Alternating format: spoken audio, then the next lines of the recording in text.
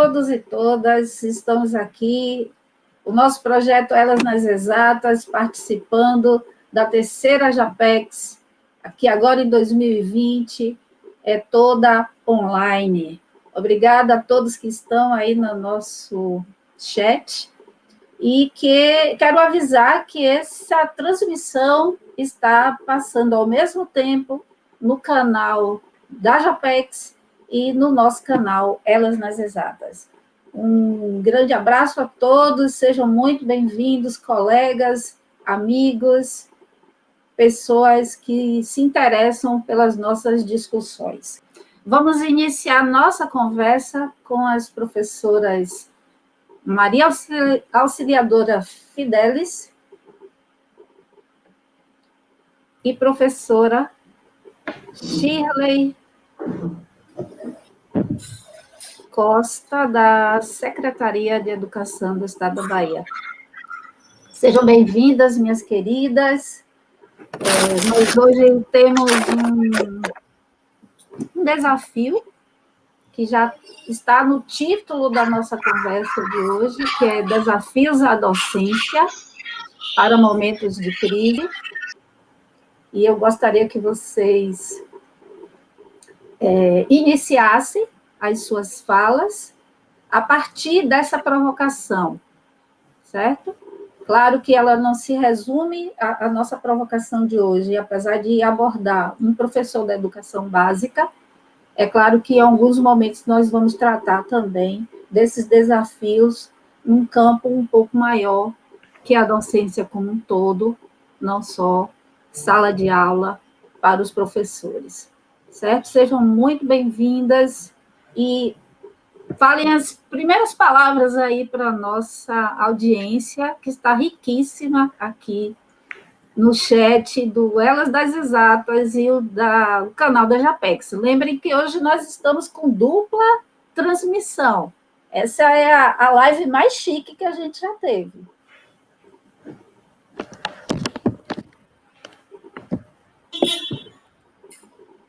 Bom dia, gente. Tudo bem, Cris? É um prazer estar aqui com você e com a grande professora aí, Maria Auxiliadora, né? Agradecer ao NEB pelo convite para estar aqui trazendo um pouco desses desafios de ser professor no momento tão complicado, né? Vamos aí às discussões. Eu também gostaria de dar o meu bom dia, com minha saudação a todos e todas ouvintes, né? Parabenizar a JAPEX pela iniciativa do evento e agradecer o convite das professoras Cristina Eliotti, da minha querida colega, professora doutora Vânia Brito. Nós estamos aqui com duas profissionais maravilhosas que vão nos trazer um pouco da experiência de cada uma delas para falar sobre os desafios à docência num tempo de crise como esse que nós estamos enfrentando. A crise não chegou só na nossa casa, ela chegou no mundo inteiro. E nós precisamos abordar esse assunto. Eu vou trazer aqui um pouco do currículo das nossas queridas professoras. Eu tenho aqui um resumo, é um resumo expandido, viu, professora Shirley? O seu resumo de currículo, eu vou dar uma passagem rápida. Ela possui graduação em licenciatura plena em matemática, nossa colega. Foi formada pela Universidade do Estado da Bahia, com muito orgulho, professora, especialista em educação matemática pela Católica, que é a minha casa de formação, mestrado em ensino de ciências e matemática pela Unixul, e atualmente coordena o programa Bahia Olímpica pela Secretaria da Educação do Estado da Bahia. Ela já participou do programa STEAM Tech Camp Brasil, iniciativa da Embaixada dos Estados Unidos, em parceria com o Laboratório de Sistemas Integráveis Tecnológico e apoio da Escola Politécnica da Universidade de São Paulo. Eu gostaria de adiantar que o currículo da professora das professoras convidadas, me perdoem, estará disponível como link no nosso canal, tá? Então, é claro que ela tem aqui experiência com educação matemática, com formação continuada, com matemática, informação inicial e alfabetização matemática. Então, um currículo vasto que eu indico a todos os nossos assistentes que depois verifiquem profundamente esse currículo de professora Shirley. No que diz respeito à professora auxiliadora, eu perdi aqui seu currículo, viu, Pro? Espera aí um momentinho. A professora auxiliadora, vamos lá. Improviso de última hora.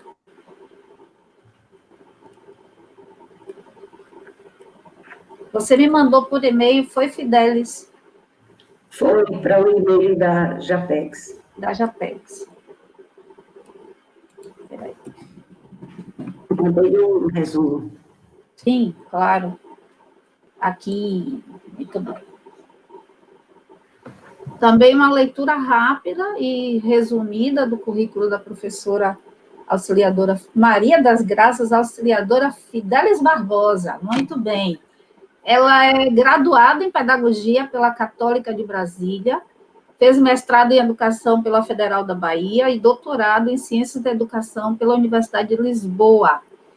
É professora universitária e ministra disciplinas na graduação e na pós-graduação, membro do Serviço Integrado de Atenção à Saúde e Educação, através da oferta de projetos de consultoria e execução de cursos nas áreas de educação e saúde. Foi coordenadora acadêmica da Fundação Getúlio Vargas e tem experiência na área de educação, com especialização em formação de professor, docência universitária, ensino superior, e é pesquisadora sobre docência universitária. Então, são duas pessoas extremamente qualificadas para trazer luz ao nosso debate. Sejam muito bem-vindas, Maria Auxiliadora e Shirley Costa.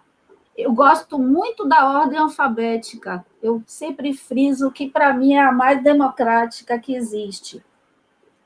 Então, eu convido as nossas debatedoras que a ordem seja primeiro Maria Auxiliadora Fidelis, depois a Shirley Costa.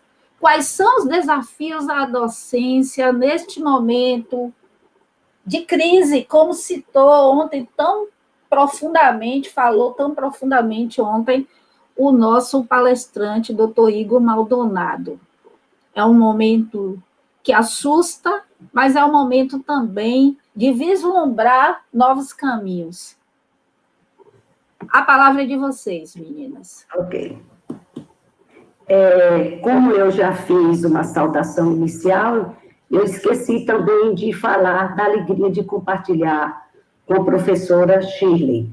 Eu quero também expressar a felicidade de poder conversar com os colegas professores, classe que tanto me orgulho de pertencer. O que eu proponho aqui, né? De que lugar eu proponho falar? Como Eliot já fez algumas das minhas apresentações, né? Eu reforço que eu falo também do lugar da pedagogia e das ciências da educação, além de pesquisadora e estudiosa e consultora na questão da formação de professor. Para começo de conversa, eu proponho o seguinte esquema para apresentar. Primeiro, falar da própria temática do desafio do convite no contexto atual que estamos vivendo. Então, eu preciso destacar que eu não apresento nada do que já vem sendo dito nas lives de diferentes segmentos e áreas do conhecimento. Mas, ao contrário, também não tenho receitas mágicas para isso. Mas o que eu quero mesmo é convidar os nossos ouvintes, né, para refletir e buscar pensar o cenário atual educativo em particular o da docência. Então, a minha proposta é muito mais problematizar, interpelar a docência a partir de algumas reflexões. E o percurso que eu proponho é fazer essa breve exposição e depois penso que teremos discussão. Eu penso que, na verdade, é muito mais importante no momento a gente escutar os professores do que falar. Então, eu quero já colocar isso, né, que eu queria muito mais era escutar, mas como professora também é muito importante o diálogo. Eu queria começar dizendo que os desafios para a docência em tempo de crise, embora ele nos remeta, no momento atual, em que vivemos uma pandemia do Covid, eu diria que a crise na docência há muito vem nos desafiando e talvez não tenha sido dada a devida importância, né? Professora Fidelis, me perdoe te interromper. Você gostaria que nós mostrássemos os seus slides já agora? Já sim, eu já estou, inclusive, aqui no terceiro slide. Aqui pronto. Professora Shirley, você pode nos ajudar?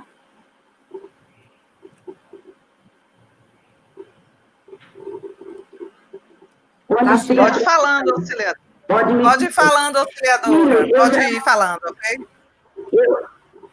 Certo. Então, eu já passei do percurso e aí separo ele um pouquinho. Eu vou continuar. Então, os desafios, os desafios da docência, como eu já havia falado.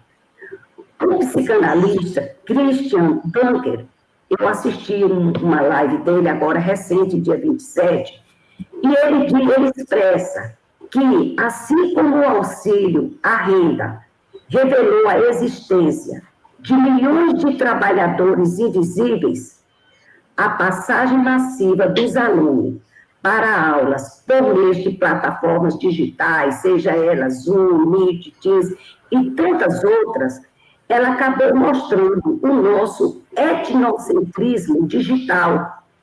O que seria isso?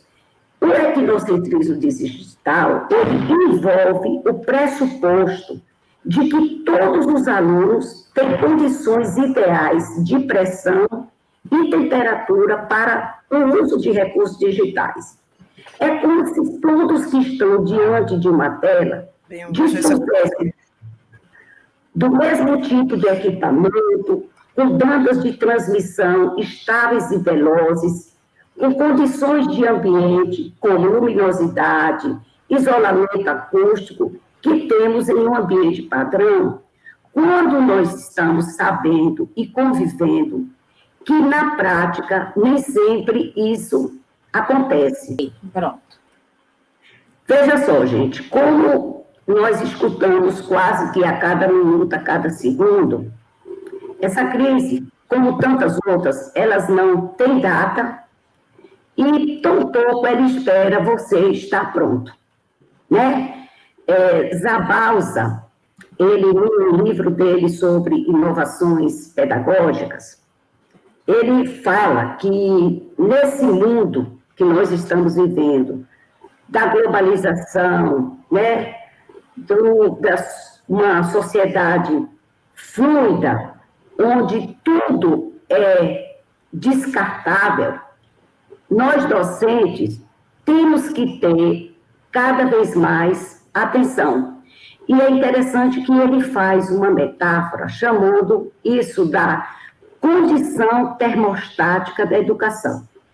O que seria essa condição termostática da educação? Ele, metaforicamente, vai dizer o seguinte, que na educação, quando tudo está estático, nós temos que ser muito mais dinâmicos, ela tem que ser mais dinâmica, ela tem que ser intensa. E aí ele faz uma analogia com algo que agora está muito em voga em relação à alimentação, que é o fast food, né? Mas, ao mesmo tempo, ele vai dizer que quando na educação tudo volatiliza, o que é que nós temos que fazer? Ela nos convoca a reflexão. E aí ele traz exatamente a analogia com o slow food, ou seja, nós precisamos estar muito mais no momento de aquietação, de pensar, de refletir, tudo isso para tentar buscar, né, quais seriam as saídas, o que no momento é até impossível, porque nós estamos ainda vivendo isso intensamente. Então, eu acho essa metáfora bastante interessante, né? É o seguinte, o próximo slide, viu, Shirley? Sem retroceder muito na linha do tempo, mas buscando contextualizar, a crise, ela se delineia desde as exigências de muitas e tantas outras mudanças. Como nós temos pouco tempo, né, eu escolhi algumas, mas que nós teríamos aqui muito tempo para poder ficar discutindo. Então, buscando um cenário anterior, porque eu acho que a docência ela está permanentemente sendo desafiada, o que é uma coisa positiva. Então, anteriormente, nós já vimos passando por esse desafio de ter a consciência da heterogeneidade dos estudantes, aqui no caso, embora eu tenha colocado do ensino superior, pela diversidade de projetos pessoais, seja pelos diversos estilos de aprendizagem, e eu dei essa ênfase como professor universitário, né, porque como os estudantes, eles já chegam lá com alguns projetos pessoais, até pela própria escolha do curso, nós sabemos também que isso acontece na educação básica. Uma outra questão também que já vimos vivendo no desafio é a complexidade de promover o desenvolvimento de competências para além da mera apropriação de conhecimentos, sem a qual tais competências não são possíveis. Um outro aspecto é o desenvolvimento cada vez mais célere e constante de tecnologias digitais de informação e comunicação. Eu acho que o contexto atual, essa questão do uso das tecnologias digitais, do ensino remoto, nunca teve uma importância tão grande e como isso tem nos ajudado, né? Então, o antes, o agora, o que seria o cenário atual? Eu penso que cada um desses aspectos seria um motivo para mais uma discussão, mas para a gente poder aprender e apenas fazer um cenário, mostrar, eu escolhi alguns. Então, por exemplo, o cenário atual, ele nos mostra a mudança do ensino presencial para um digital, né? Em um tempo recorde, como alguns professores dizem assim, que foi da noite para o dia. Mas esse cenário atual, ele também revela coisas muito positivas, né? O próprio envolvimento e comprometimento dos professores face a esse desafio. E aqui eu quero ressaltar, com muito orgulho, da capacidade de resposta que os professores têm dado a isso. Muito, muito, muito boa. Eu também coloco, né, do que temos visto, o próprio envolvimento e, ao mesmo tempo, a dificuldade dos pais com a tarefa dos filhos, porque eles não tiveram muita alternativa, assim como nós não tivemos, e eles estão tendo que encarar também esse desafio. Então, essa crise, ela atinge a todos, independente de classe social, raça, etnia, de idade, de qualquer coisa. Um outro aspecto que eu quero destacar é a própria superação, em pouco tempo, do preconceito das tecnologias, né? Porque, embora alguns abraçassem isso, outros sempre tiveram um pouco de receio. Outro aspecto muito interessante e bom é os alunos ensinando os pais a usar as tecnologias. Então, os pais estão também aprendendo com eles, né? Esse cenário atual, ele também nos aponta um choque geracional entre os professores mais antigos, que não tiveram essa formação com o uso das tecnologias, e os mais modernos, e aqui eu não estou falando de idade, por isso que eu botei os mais antigos pelo tipo de profissão, e os mais modernos, como eles dizem, que tiram de letra, não tem dificuldade, não tem problema. E isso acaba também afetando, eu diria até que de forma positiva, as relações com os estudantes. E aí eu sou testemunha ocular, porque eu sempre tenho lá na minha sala de aula os meus assessores para o uso da questão das tecnologias, né? E isso enriquece, porque eles se sentem orgulhosos de estarem ali, participando ativamente junto conosco. Uma outra questão também que o cenário atual aponta é que, enquanto a gente estava reclamando muito, e aí são os pais, nós professores, de um modo geral, a questão do isolamento do aluno, do estudante, que já estava vivendo isolado pelo uso das tecnologias, porque hoje eles passam muito mais tempo com o celular do que promovendo um diálogo, o isolamento agora fez com que eles se isolassem ainda mais com as tecnologias, só que num outro contexto. Uma outra questão também que o cenário atual mostra, eu acho que o cenário atual, ele escancarou um pouco as desigualdades entre o ensino privado e o ensino público, né? Enquanto o ensino privado parece até que eles já antecipavam de que algo poderia acontecer, né? Não pensando que seria nessa gravidade total, mas nós sabemos que muitas universidades, muitas escolas privadas da educação básica já vinham fazendo uso de tecnologias. Enquanto que no ensino público, nós sabemos das limitações, né, que as escolas passam de um modo geral, e não seria diferente com a questão das tecnologias. Quando eu estava preparando essa live, eu tive a oportunidade de ter acesso e assistir uma live que foi apresentada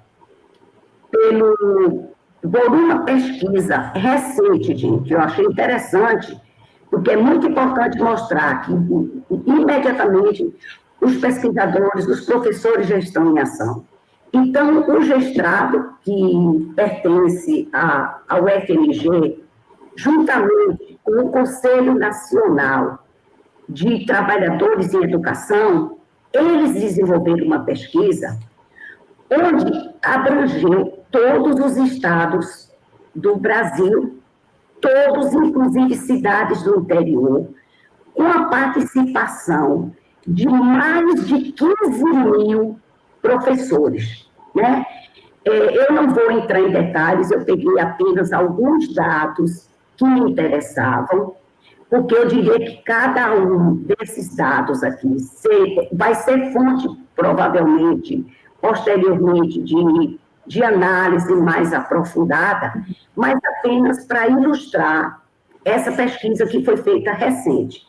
Então, no que tange a experiência anterior com o ensino remoto, antes que eu me esqueça, essa pesquisa ela foi direcionada apenas para os professores da educação básica, não foi feita com professores do ensino superior, apenas com professores da educação básica.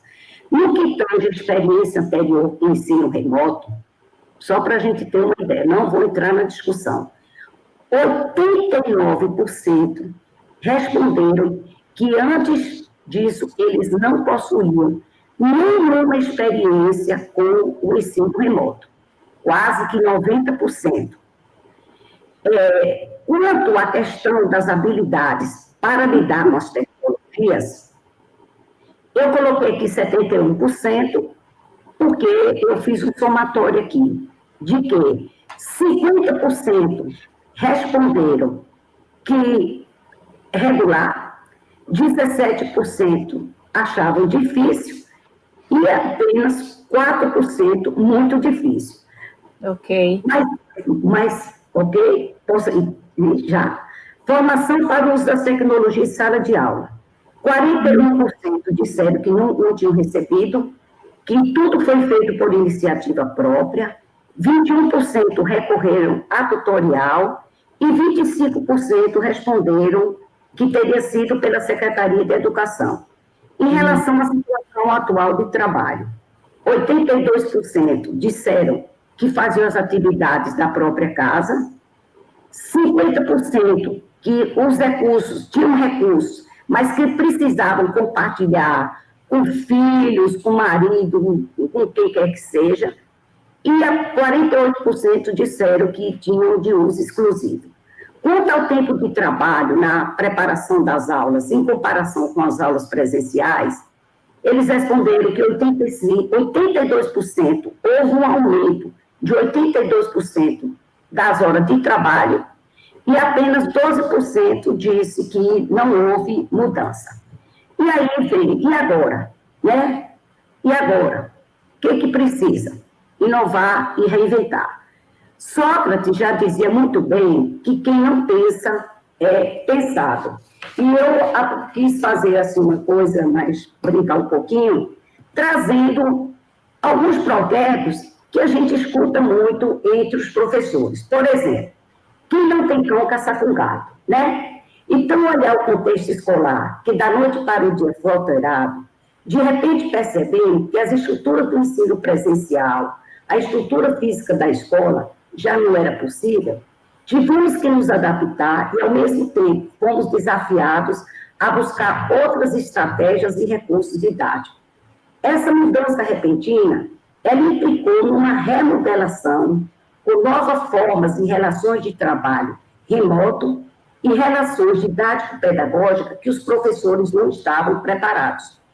Isso nos convocou a buscar compreender, interpretar, interrogar com maior riqueza, sensibilidade e profundidade nossas práticas em sala de aula, com os territórios inovadores que vem acontecendo no atual cenário. A aula vista antes como um espaço de relações sociais, de encontro face a face, em suas múltiplas relações, né? Seja ela de trabalho, seja ela os sentimentos, as concepções, interpretações dos professores, ela está sendo posta em questão. Neste cenário, os docentes estão sendo convocados a reinventar uma nova coreografia de ensino, uma outra dança didática entre o ensinar e o aprender, explorando diversas geografias, geopolíticas e cartografias, potencialidades inovadoras nos territórios da docência. Aí vem uma outra que a gente está escutando muito. Quem não é visto, não é lembrado. No contexto atual também... Eu vou interromper a senhora e pedir que a senhora consiga ir fechando o seu raciocínio, tá bom? Então, eu vou deixar de colocar uma série de coisas. Mas então... Vamos deixar para a hora das perguntas, pode ser? Pode. Eu tenho quanto tempo ainda, porque eu ainda tinha muita coisa para colocar. Bem. Mas tudo bem.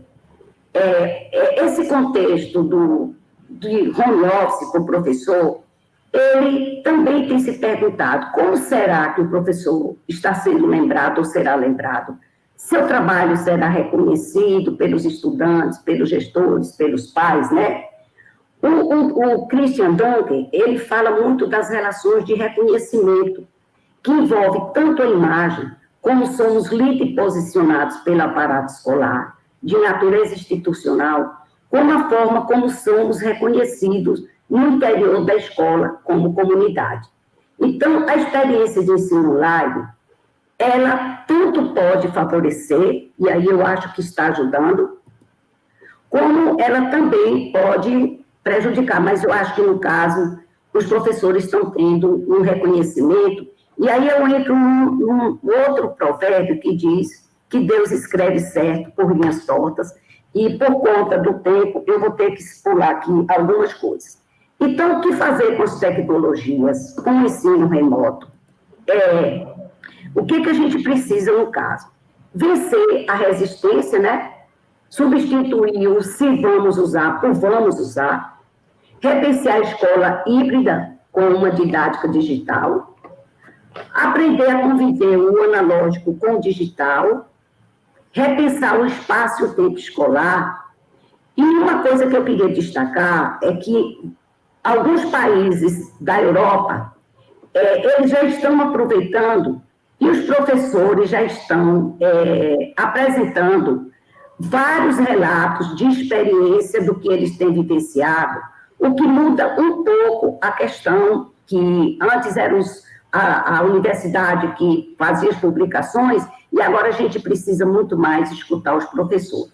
E eu volto novamente com mais uma interrogação. O que a docência e a educação espera de nós hoje e de amanhã? Claro que nós não temos resposta para isso, né? Então, essa pergunta, quando eu coloco o que a docência espera de nós hoje e de amanhã, é uma pergunta para ser levada no coração e caminhar sem ter uma resposta. Porque a pandemia, na verdade, ela nos convoca a pensar além do certo ou errado. E importa alinhar ao invés de negar. Que o novo normal não faça metástase e sim metamorfose. Que a educação seja vista com o olhar de Nietzsche, que diz a arte de rebatizar ou de nos ensinar a sentir de outro modo. E eu trago Manuel de Barros, que colabora para dizer a arte de ver e transver o mundo. Infelizmente, como eu estou com pouco tempo, queria muita coisa dizer ainda, mas tudo bem. Eu vou trazer para fechar o que Miyakoto diz e que temos que aprender. Não somos o que sabemos, somos o que estamos dispostos a aprender. E eu tive que saltar muita coisa, gente, que eu queria colocar, mas eu espero que eu tenha dado colaboração. Não se preocupe, eu tenho certeza que pelas reações aqui da nossa assistência, todos gostaram muito do que a senhora já nos trouxe, e vejo que esse contexto da docência não se mudou muito desde daquele filminho que o Walt Disney fez ali em homenagem aos professores, que o professor tem que ser múltiplo, ele tem que ter várias habilidades, ele tem que ser...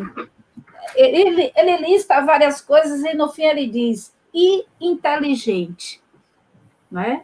Então, hoje, a inteligência é concebida de uma outra forma e perpassa também pelo uso das tecnologias, né? Que nós fomos mergulhados, de repente, nesse mundo digital, que já nos cercava, mas nós sabemos que muitos dos nossos colegas têm resistência ao uso da tecnologia em sala de aula. E agora, a sala de aula foi levada para as residências com todo esse contexto que você nos fala, de crianças, movimento da casa, um que dorme cedo, outro que dorme tarde, o vizinho que faz reforma.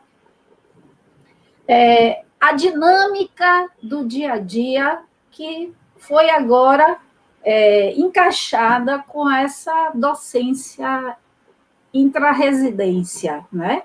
O tal do home office, o nome chique que se dá, que a gente incorpora os verbetes estrangeiros com muita facilidade, mas esse trabalho em casa, né? Que agora, tudo que eu realizava na minha sala de aula, na universidade, na escola, agora veio para minha casa, e eu tenho que ficar nesse quadradinho aqui da tela do computador, tentando interagir com o processo ensino-aprendizagem, interagir com os estudantes, tentando resolver as minhas necessidades perante tudo isso e as necessidades dos nossos alunos.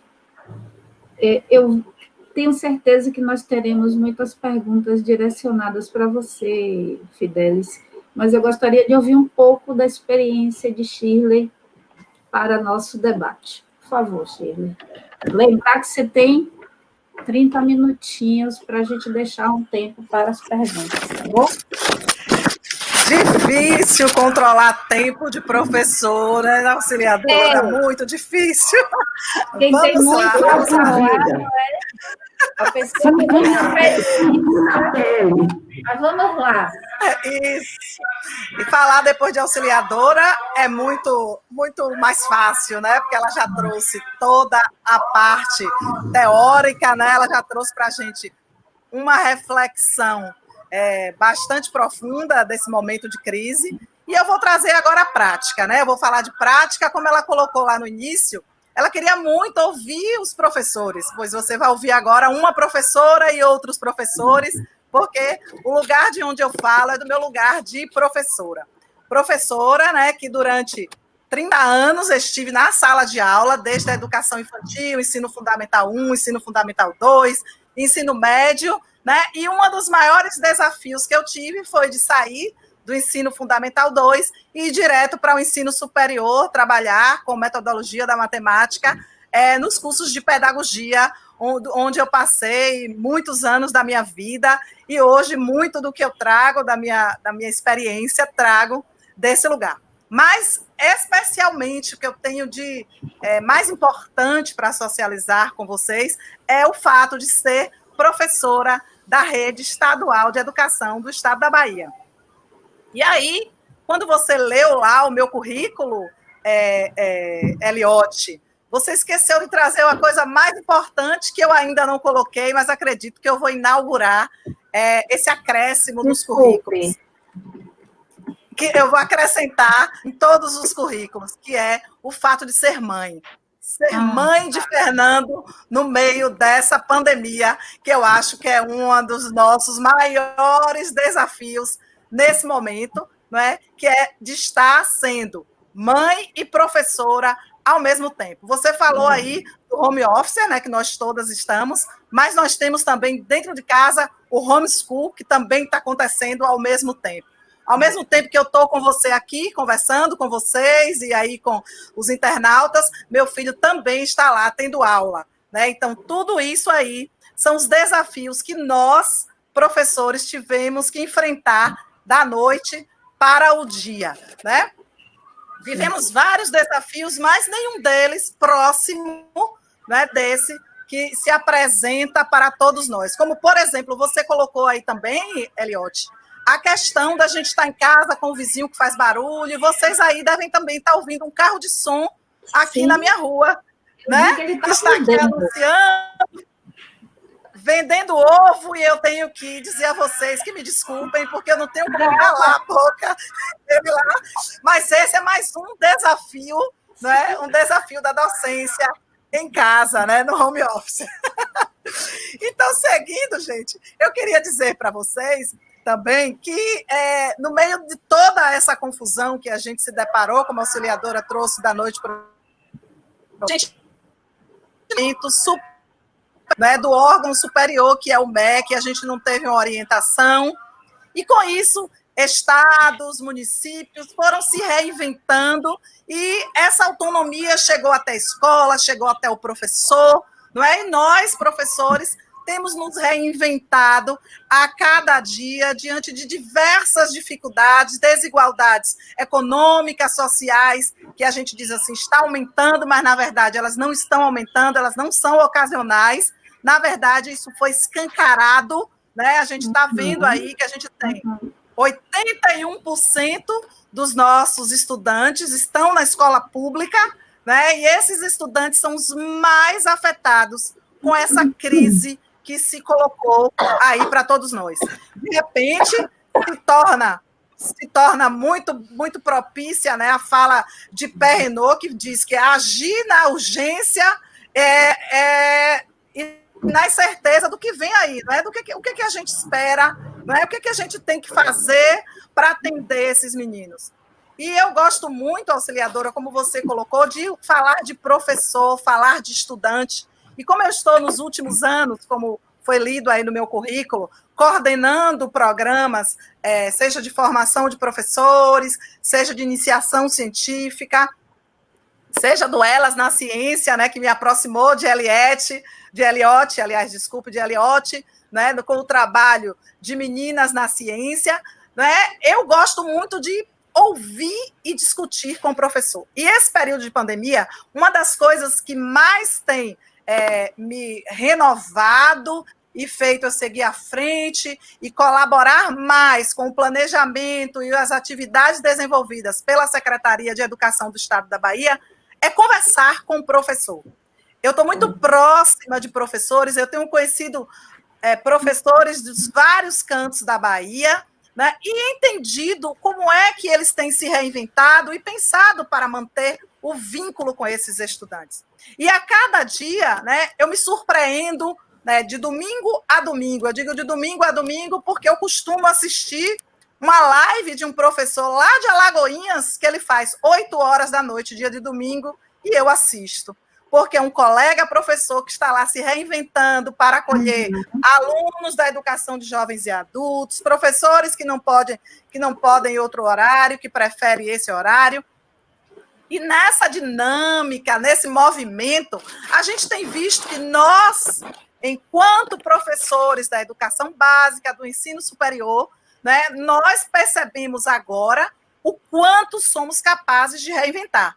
Até 2020, início de 2020, a gente vinha refletindo, discutindo como iríamos fazer para que a BNCC fosse implantada, chegasse até as escolas, o novo ensino médio, e a gente vinha pensando nas competências gerais da BNCC, e da noite para o dia, nós tivemos que trabalhar com a competência 5, que é da cultura digital, e tivemos que nos reinventar, e estamos aí fazendo isso a todo momento, de forma surpreendente. Então, como eu coloquei inicialmente, para mediar essa minha fala, eu vou trazer aqui um pouco do que os professores da Bahia vêm fazendo. Eu vou socializar com vocês aqui 2 falas que, para mim, são muito fortes. São pessoas que eu me aproximei muito durante essa pandemia, né? Eu poderia trazer aqui de todos os cantos da Bahia, mas, de repente, eu trouxe 2. Eu trouxe uma professora que vem fazendo trabalho com Meninas na Ciência, que me convidou para participar de uma aula, né, virtual com as alunas dela. Isso me encheu de orgulho, eu fiquei muito feliz de estar ali presente naquela escola, uma escola do campo, na zona rural, num distrito de Maniaçu, lá na região de Caetité, e um outro professor que eu não conheço presencialmente. A gente se conheceu no meio da pandemia aí, durante as lives que a gente vinha oferecendo pela secretaria, e esse professor se tornou muito próximo de mim, e a gente vem trocando muitas informações, por ser ele também um professor de matemática. Então, eu vou trazer para vocês aqui o que é que esses professores vêm fazendo, vêm se reinventando, para que vocês conheçam um pouco do que nossos colegas, os meus colegas, professores da rede, estão fazendo. Eu vou socializar com vocês.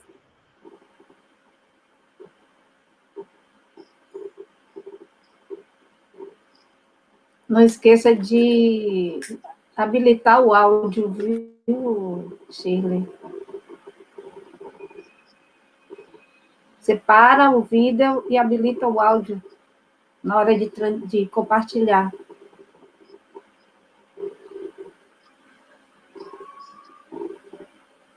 Tá aí? Não. Vem cá. Se habilitou.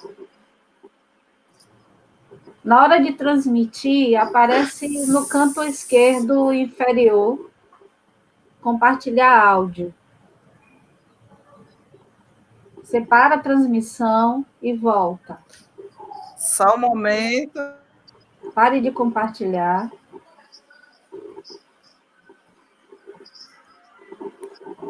Na hora que você for compartilhar, no canto esquerdo tem compartilhar áudio.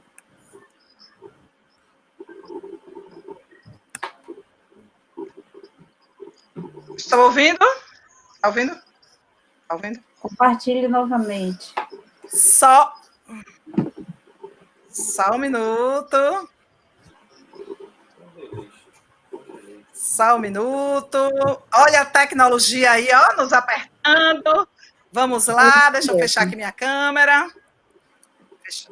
Pronto, vamos lá. Minha câmera está fechada. Vamos lá. Note para me ajudar, né, gente? É isso mesmo. Olha aí, Bidel. Foi? Ainda não, mas vai chegar. O áudio está ligado? Não, infelizmente não tá saindo o áudio. Vem cá ver onde é que vem o som.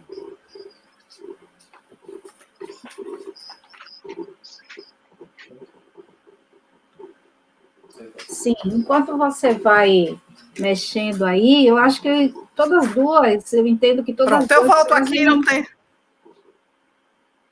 Sim. Pronto, voltei. Vejo que todas sem duas problemas. trazem discussões muito interessantes. Pronto, eu prossigo. Okay. Eu prossigo aqui, querida. Vamos lá.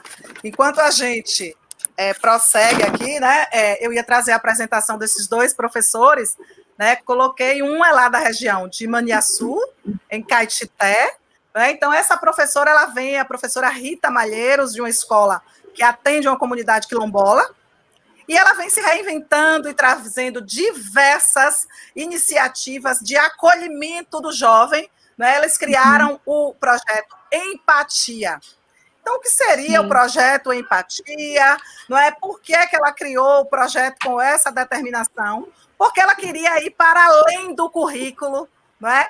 Além das iniciativas de mostrar aos estudantes que eles precisavam aprender conteúdos, mas mostrar para os estudantes naquele momento que eles precisavam estar juntos, eles precisavam estar unidos em prol do acolhimento ao outro e que eles pudessem dialogar e trazer diversos projetos. Eles começaram o projeto com fotos. Todos os estudantes deveriam enviar fotos para o grupo de WhatsApp da escola com a descrição do que eles estavam fazendo. Então, isso foi postado em várias redes sociais e viralizou, né? Todo mundo começou a se interessar pelo que a escola estava fazendo e retomar a escola, e esses projetos foram se desenvolvendo, e hoje ela faz projeto de empoderamento feminino com os estudantes. Então, todas essas ações, o que eu queria mostrar para vocês, elas vão além das coisas, que a escola não é só transmissão de conteúdo. Anteriormente, né, a escola particular talvez estivesse mais preparada para esse momento, né? E eu acho que eu vou discordar um pouco, né? Porque talvez a forma como a escola particular utilizava as tecnologias, muitas vezes apenas para transmitir conteúdo, não permite a escola particular hoje se inserir de forma tranquila nesse movimento que é dessa escola diferente que surgiu aí no mundo, né? Não é no nosso país, não é na nossa Bahia. Já a escola pública, como essa escola de Maniaçu, que trabalha com projetos, ela tem autonomia e liberdade para usar tecnologia a seu favor. Então, a professora Rita Malheiros, com sua equipe lá do CEPAC, ela fazendo o ensino com a intermediação da tecnologia. O outro professor que eu ia mostrar para vocês aí, que eu disse que é um colega meu de matemática, é o professor Gilcimar. A história do professor Gilcimar também é bastante interessante, eu posso socializar o vídeo com vocês depois.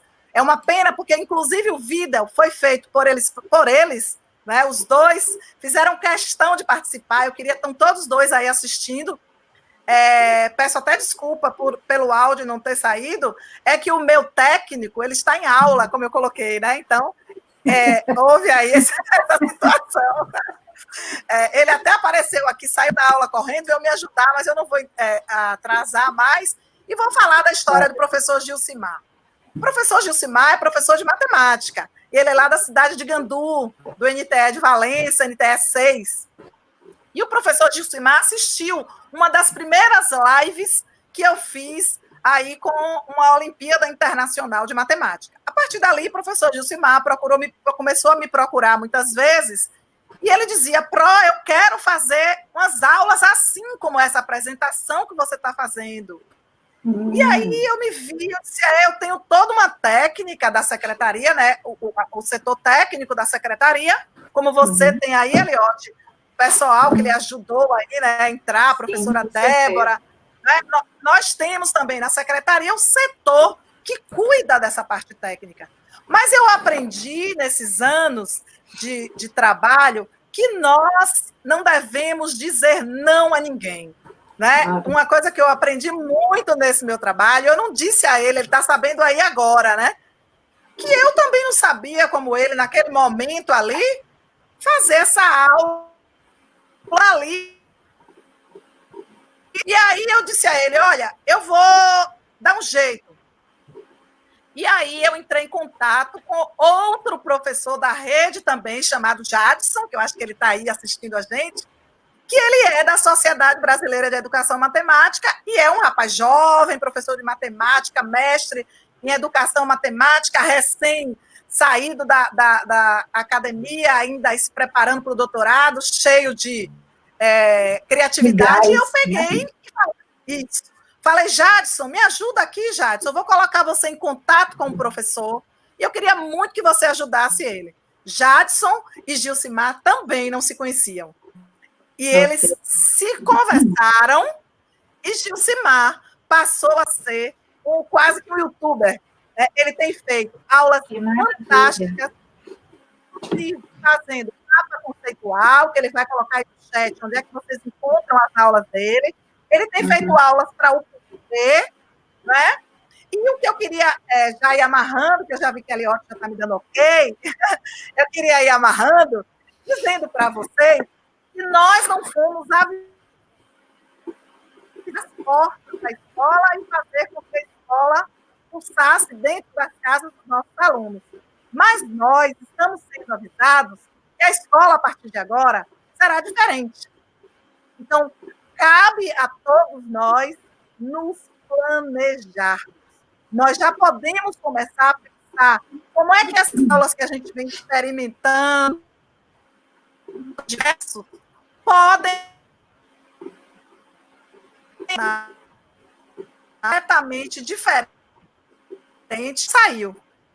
Né? Eu poderia aqui passar o dia elencando as diversas iniciativas da Secretaria da Educação do Estado da Bahia, em nome dos professores, né, que eles vêm fazendo em todos os lugares, iniciativas fantásticas para garantir que essa escola diferente já comece a pulsar. Então, em qualquer momento que se retorne a aula, seja presencial, seja híbrida, que a gente tenha essa consciência de que nós tivemos tempo, até aqui 4 meses, para nos organizarmos para esse retorno, para esse alimento e para esta escola diferente que se coloca agora aí para todos nós. Então, eu queria convidar todos vocês que estão nos assistindo, a professora Eliote também, a auxiliadora, né, a UNEB, que faz formação de professor, a pensar que esse professor que vai agora para a escola, ele precisa ter uma formação diferente, né? Porque por mais que a escola retorne ao seu prédio, ela jamais, não é, será a mesma escola que fechou as portas há 4 meses atrás. É isso. Obrigada, e aí eu vou deixar para que vocês tragam as perguntas, que eu estou aqui à disposição de colaborar. Desculpem se eu sou a carrasca, né, que corta o tempo de vocês, mas é porque, além de tudo, temos um chat ansioso por ter as suas perguntas respondidas. Só para juntar um pouco de tudo que foi falado, eu vou dizer um pouco de como eu me senti assim que tudo isso começou. Eu uso um pouco de tecnologia em minhas aulas, já há algum tempo. Eu faço uso de algumas ferramentas em minhas aulas presenciais. Meus alunos sabem que eu sempre crio uma sala virtual. Eu uso duas ferramentas que são o Khan Academy, para remotamente poder acompanhar o desempenho deles nas minhas disciplinas. Né? O Khan Academy é um portal muito interessante que dá suporte ao que eu trabalho com meus alunos em sala de aula. Inclusive, eu indico que os nossos professores de diversas áreas, tecnológicas ou não, façam uma visita ao Khan Academy, depois eu vou botar o nome do site direitinho aqui para vocês, pelo menos, conhecerem. A outra ferramenta que eu costumo usar, eu crio também uma sala virtual, é no Google Classroom. A sala de aula do Google também é importante para mim, porque eu vou disponibilizando material que eu vou produzindo durante o semestre de maneira mais simples, e também ali, virtualmente, eu respondo perguntas dos meus alunos, que fora da sala podem acontecer, e a gente usa esses dois meios para uma comunicação fora da sala. Mas aí começou todo esse isolamento e a gente já não pôde ter a convivência, né? Poderíamos ter a parte virtual, mas não a parte presencial. E aí eu me senti como aquela pessoa que fez um estudo de um certo idioma, né, de uma certa linguagem, para passar um tempo em outro país. Por exemplo, você estuda inglês e vai fazer uma imersão em inglês, ou na Inglaterra, ou nos Estados Unidos, ou em outro país que fala o idioma inglês como língua mãe.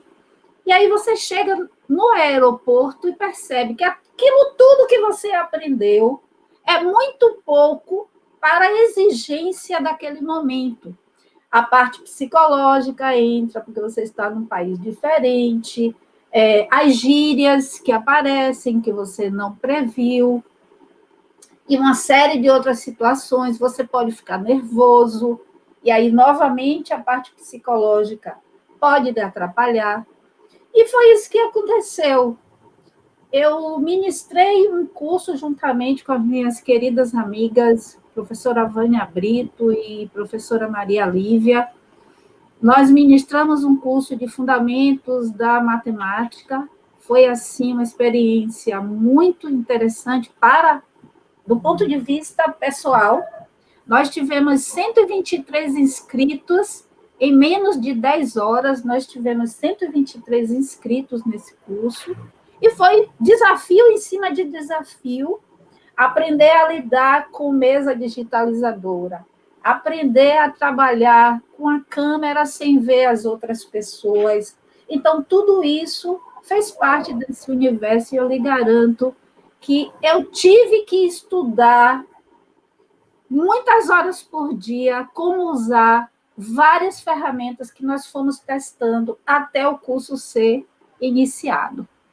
Então, realmente, não é um processo muito fácil. Eu me senti como aquela pessoa que chega num país diferente, pensando que aprendeu tudo o que precisava para usar aquela linguagem e descobriu que não era bem assim. Diga, Shirley. Só queria lhe perguntar se ainda temos tempo para eu passar o vídeo.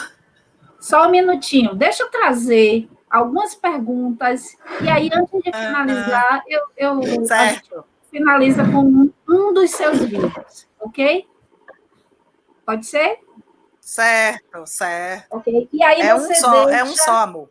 Você deixa os endereços das pessoas, inclusive é Rita, o nome da professora, né? Rita Malheiros, ela está aqui no chat, ela já relatou algumas das experiências que eles vivenciaram lá, que eles criaram, exatamente, ela está aqui socializando algumas coisas, leituras de artigo, enfrentou muitos obstáculos, uma série de coisas.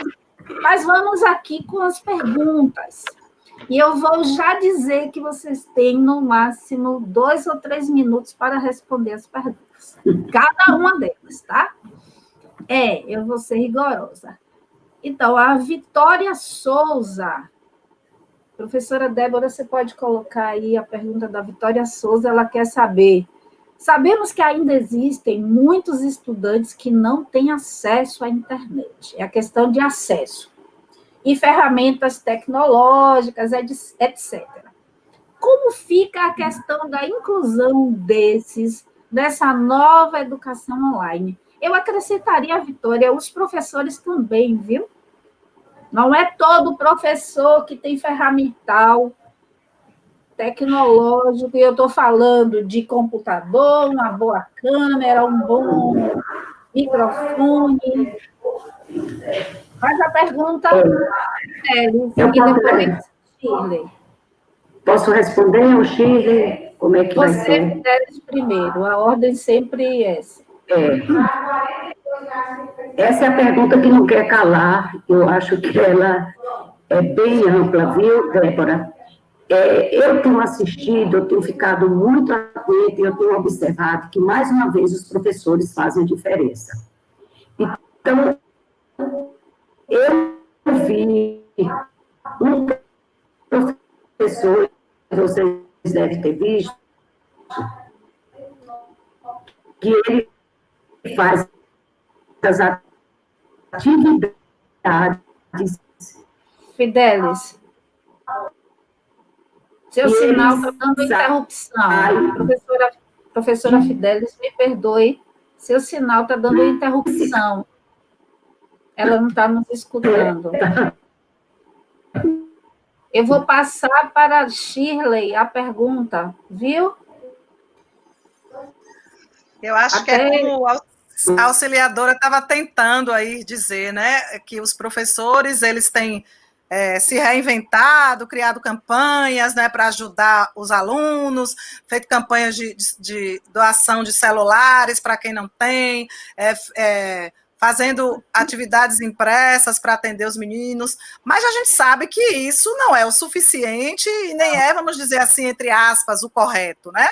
Nós precisamos de políticas públicas, né, que resolvam essa lacuna que está escancarada para quem quiser conhecer e assistir. E nós precisamos buscar meios, né, de reivindicar, né, que esse direito do estudante à tecnologia seja atendido. Como a Eliote trouxe muito bem, não são só os estudantes que estão com problema. Nós, professores, também. Né? Eu, recentemente, em diálogo com uma professora, para ela realizar uma atividade, e ela me disse, olha, eu não tenho como participar, eu queria muito, seria muito bom para o meu currículo, mas eu não posso, porque na minha casa só tem 2 computadores, eu tenho 2 filhas, eu estou com meu marido trabalhando em casa e as meninas têm aula, e a gente não consegue dar conta de mais nada que não seja o trivial para que as meninas possam continuar tendo suas aulas sem essa interferência. Então, a gente precisa buscar, né, do poder público, soluções para a questão, né, reivindicar do MEC, que repense, né, as políticas que estão sendo empreendidas,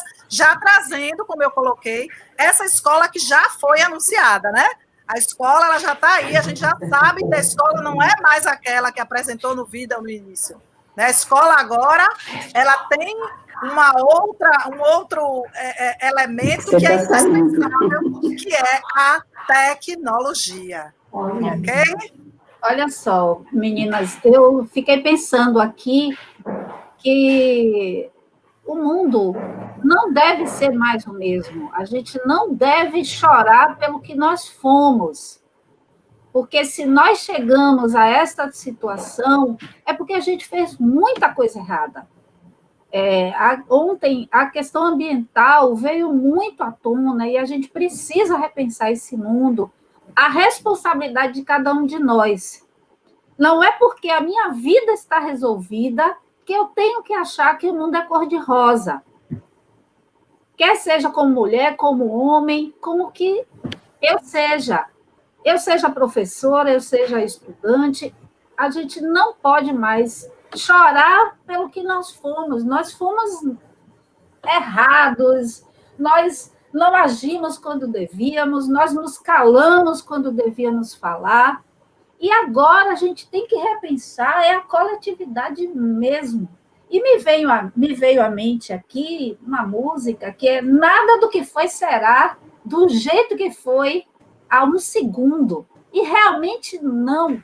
E volto a frisar, não devemos chorar pelo que nós fomos. Se chegamos a esse estado de pandemia causado por um vírus que até hoje não se sabe de onde ele partiu, foi de muitas ações erradas e equivocadas que a humanidade se permitiu e deixou que alguém fizesse. Então, é desmatamento, é poluição ambiental, é poluição sonora, enfim, são muitas questões que a gente poderia trazer. E nessa questão da educação online, eu tenho que pensar no outro também. Eu não posso querer resolver só a minha vida. Eu tenho que também pensar no outro. Ontem se falou em trabalho colaborativo entre os pesquisadores, e a gente tem que pensar em finalmente sermos dignos de sermos chamados seres humanos.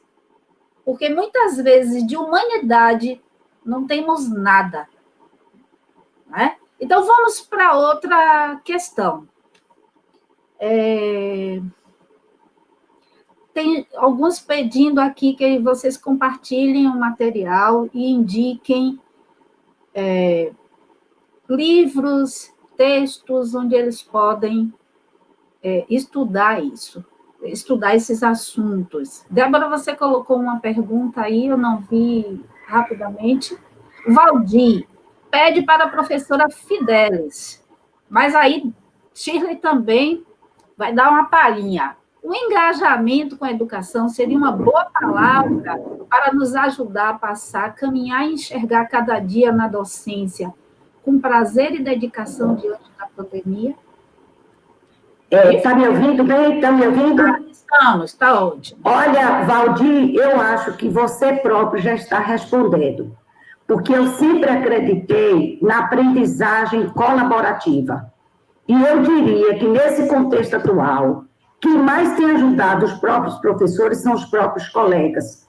São eles que, entre pares, estão fazendo isso. Muito boa sua questão. E eu diria que, graças a Deus, isso já vem acontecendo na prática.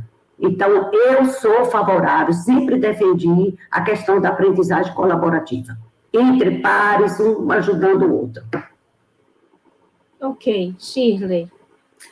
Inclusive, essa experiência que eu trouxe aí dos professores, que eu tenho dialogado muito, é exatamente baseado nessa rede de colaboração, né, entre esses professores, e isso é que tem dado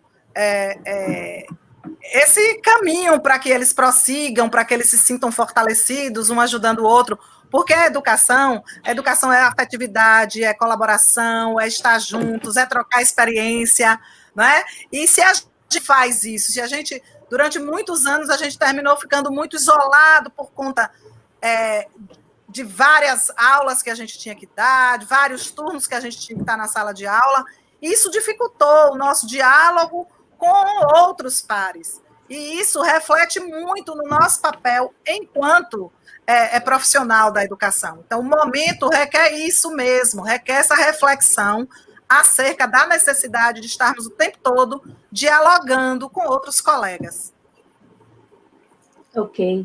Tem aqui uma reflexão e uma pergunta da professora Rita Vieira. Seja bem-vinda, Rita. Você sempre nos prestigiando com sua audiência aí de qualidade. Você pode trazer, Débora, por favor, a pergunta de professora Rita Vieira. Ela quer saber, ela faz uma reflexão, né? O que estamos vendo é um esforço dos professores para se superarem fazendo milagres. O Estado brasileiro, até o momento, nada fez. Continuaremos a trabalhar na perspectiva do sacrifício? Difícil. Auxiliadora, por favor, nos traga sua reflexão sobre o que... Olha, essa é uma pergunta que não quer calar, mas que também não tem resposta. Porque, lamentavelmente, a questão da valorização ou desvalorização do professor, a questão da precarização do professor, é algo que já vem sendo debatido, discutido há muitos anos. A própria falta de reconhecimento da profissionalidade do professor já é problemática. Eu diria que eu estou muito, talvez, otimista, e aí eu faço o jogo do contente de Poliana, de que essa situação, ela acabou dando maior visibilidade e importância ao professor, porque somos nós, professores, e eu me incluo, que estamos fazendo a diferença. Eu penso que ela dá mais visibilidade e reconhecimento, tanto dos pais, quanto dos próprios alunos e da sociedade de modo geral. Quanto à questão de como isso se dará junto aos órgãos públicos, é para ser discutido, porque eu vi que vai haver uma votação, por exemplo, sobre o piso salarial do professor. E aí, gente, nós temos que estar atentos e acompanhando, porque nós temos que estar permanentemente nessa luta, porque ela é uma luta que não se esgota, não é com a pandemia que ela vai se esgotar, é com nossa união, com a nossa consciência política de defender os nossos direitos, e agora eu espero contar com os pais que estão agora verificando e valorizando o quanto é trabalhoso esse trabalho, nosso exercício, a nossa docência, e que ele também se junte a nós, e aí nós teremos muito mais força para lutarmos pelos nossos direitos. Ok. Shirley, você tem algo a nos trazer sobre essa reflexão? Vou apenas acrescentar aí, muito bem colocado pela professora Rita, me coloco no lugar desses professores, né? Por isso que eu gosto sempre de enaltecer o trabalho, assim, fantástico que eles vêm desenvolvendo, e acredito que temos, sim, que nos unir nessa exigência, assim, de solicitar que o mais rápido possível seja vista a docência, né, o papel do professor como algo fundamental na sociedade, e não é nós que temos que nos virar, sair inventando como esses professores vêm fazendo aí pelo Brasil afora. Nós precisamos de um direcionamento, nós precisamos de um Ministério da Educação atento a essas questões da profissão do docente, né, e eu acho que a união agora, né, esse momento de pandemia veio escancarar a necessidade de união entre os professores, além de mostrar o quanto ele é capaz de se reinventar nesse momento e em outros momentos de crise. Ok. Eu gostaria de, com duas perguntas, eu vou indicar quais são, a gente buscar uma fala final, certo? Maria Auxiliadora Pires, minha pró lindíssima, maravilhosa, saudades, viu? Vou aqui reiterar que eu quero você nessa mesa de debates. A qualquer momento a gente vai ter um contato. A pergunta de Auxiliadora, de Maria Auxiliadora Pires Boaventura Santos, em 2020, Boaventura de Souza Santos, né, diz que a pandemia e a quarentena estão a revelar que são possíveis alternativas. Aí pede para que as nossas palestrantes sinalizem uma alternativa para a docência em tempos de crise. E eu quero juntar a essa pergunta a pergunta de Rita Vieira, logo abaixo, que fala que as falas ressaltam a responsabilidade e os desafios do docente no processo. Será que nessa escola diferente teremos uma valorização diferente do professor? Primeiro eu queria agradecer a minha colega e xará, auxiliadora, minha parceira de trabalho, com quem eu também dialogo sempre e trocamos ideias e aprendemos muito. Veja só, auxiliadora, o Boaventura de Souza Santos, como sociólogo, diga-se de passagem, muito reconhecido e competente, ele realmente está refletindo sobre isso.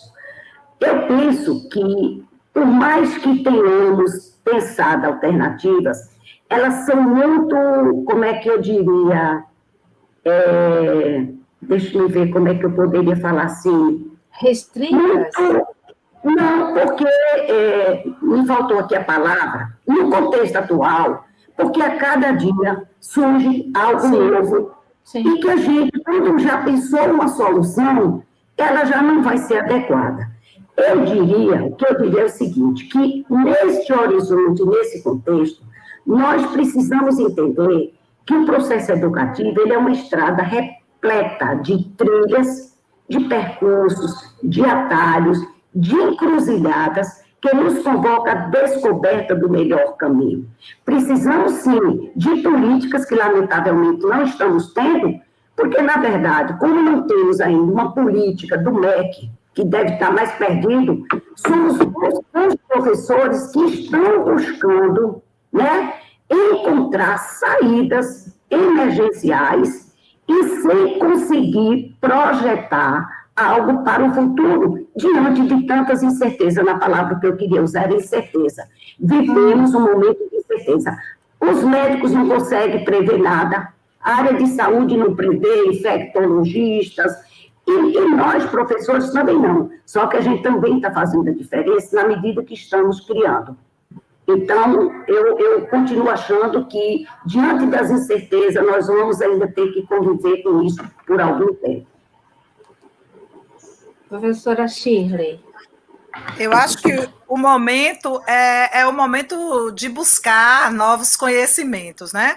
A gente sabe que com essa pandemia, muitos professores como esses que eu trouxe o exemplo, né, foram em busca de novos conhecimentos, de novas formas de chegar até o estudante, mas eu acho que, por exemplo, a gente ofereceu, a Secretaria de Educação ofereceu para toda a rede estadual, seus 30 e tantos mil professores, né, uma formação em 2018 sobre a aula por meio das ferramentas do Google, né? E somente agora, né, praticamente 2 anos depois, é que a gente veio perceber que isso era tão importante para o nosso trabalho, né? Então, a gente precisa refletir um pouco sobre a necessidade, nós, quando eu digo nós, eu me incluo também, não é? Nós todos precisamos buscar mais conhecimento acerca do que vem sendo trabalhado. É certo que todo dia a gente dorme de um jeito, quando acorda já são outras tecnologias, mas nós precisamos sair do nosso lugar de conforto e em busca de novos desafios, em busca de novos conhecimentos, para que a gente possa atender a essa nova sociedade aí que surge. Ok. Eu gostaria de falar algumas coisas antes da gente terminar. Em cima da fala de vocês, o que me vem à mente é que a única coisa que não muda é a mudança. Estamos sempre em constante mudança, nenhum estado é eterno. É isso que a gente está vivendo hoje. O cenário vai mudando na janela e a gente tem que estar antenado com isso. Eu fico muito preocupada com os nossos professores que não têm o domínio dessa tecnologia e foi delegada a responsabilidade a ele de aprender a lidar com tudo isso. E realmente ele é um vetor de transformação da sociedade e é cobrado muito dele. Eu costumo dizer aos meus alunos de cursos de formação de professores que eles jamais se sintam culpados, mas sim responsáveis pela transformação de seus alunos. Em todas as nossas lives, sim, vamos exibir, Gilcimar. Só um minutinho que vamos exibir. A plateia está pedindo. Para finalizar, eu gostaria de chamar a atenção para uma coisa. Na próxima semana, as professoras que estarão na nossa live do Elas nas Exatas serão Manuela Souza, que é coordenadora do mestrado em matemática da UFBA, é a primeira mulher a ocupar esse cargo. Então, uma live bastante interessante, juntamente com a professora Asli Santos Amorim, que é estatística, certo? E vai aqui, juntamente com Manuela, conversar no projeto Elas nas Exatas, eu tenho certeza. Será no dia 6 de agosto, eu tenho certeza que vai ser um debate também muito interessante. Eu agradeço a Shirley e a Maria Auxiliadora Fidelis. Eu levaria aqui o dia inteiro a gente conversando sobre os desafios na docência. Eu agradeço a nossa assistência muito participativa, os professores que já empreendem alguma atividade nesse período para diminuir o distanciamento dos seus alunos. Lembrar que o distanciamento é físico, mas ele não é afetivo, ele tem que continuar a ser próximo no âmbito da afetividade. Mantenham contatos com seus estudantes, arranjem um meio de manter o contato com seus estudantes. Eu ouço muitos colegas dizerem que estão com saudade da sala de aula, saudade de olhar seus alunos nos olhos, e isso é que nos dá energia para tocar a vida. Agradecer a Débora Rego, que é uma das grandes responsáveis das nossas lives darem certo, serem veiculadas. E nessa terceira JAPEX, eu quero ressaltar que ela está sendo desenvolvida quase que, na sua grande maioria, por mulheres. Então, nos bastidores dessa JAPEX, na coordenação dessa JAPEX, nós temos mais mulheres do que homens. Ok? Muito obrigada a todos, um bom dia, Ana Paula, bom dia, André, tchau a todo mundo, e olha, a gente ainda fica, depois que a live terminar, e Shirley, passe seu vídeo. Muito obrigada a todos vocês que ficaram até agora nessa nossa live de hoje. Saúde a todos.